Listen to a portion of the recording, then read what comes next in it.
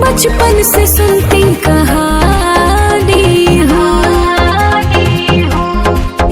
हाँ सबकी तुम्हें भी दीवानी हूँ।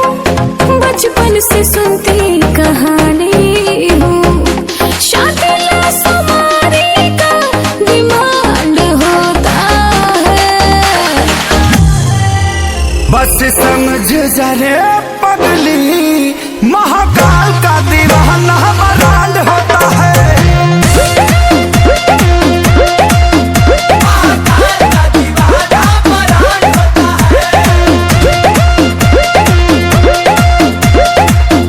बजते हैं डमरू और भस्म से होता है श्रृंगार।